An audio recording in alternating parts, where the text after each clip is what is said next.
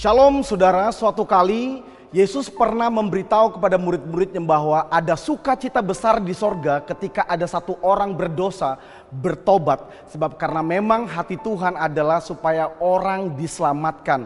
Itu sebabnya Yesus datang ke dunia ini, karena Yesus pun rindu untuk supaya orang-orang berdosa itu bisa kembali datang kepada Bapa, dan dia menjadi jalan buat setiap orang berdosa dan mereka menemukan Tuhan sebagai Tuhan dan Juru Selamat buat mereka. Dan sebagai gereja Tuhan hari ini, apakah kita juga mempunyai hati yang sama seperti hati Tuhan? Apakah kita bersuka cita waktu ada satu orang saudara kita bertobat, mereka meninggalkan jalan yang jahat dan kembali kepada jalan Tuhan? Apakah ada sukacita dalam hati kita? Dan kalau kita memang mau menjawab kerinduan Tuhan, hari ini adalah kita perlu mengambil bagian untuk berdoa supaya mereka diselamatkan, karena itulah hati Tuhan. Nah, dalam Roma 10 ayat yang pertama ini yang Paulus sampaikan kepada orang-orang di Roma, bahwa dia begitu terbeban kepada saudara-saudaranya yang belum mengenal Tuhan supaya mereka diselamatkan. Dalam Roma 10 ayat 1 dia berkata, "Saudara-saudara,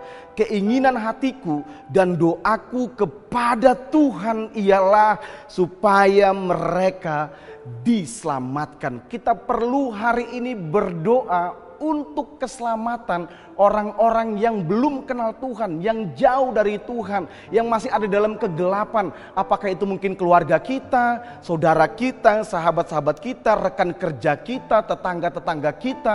Ini waktunya untuk kita berdoa bagi mereka dan berkata, Tuhan selamatkan. Kita perlu berdoa supaya selubung yang menutup mata mereka melihat terang kemuliaan Kristus itu diangkat dari mereka, dan kemudian mereka bertobat, mereka datang kepada Tuhan, menyerahkan hidup mereka, dan mereka dipulihkan dan mereka diselamatkan.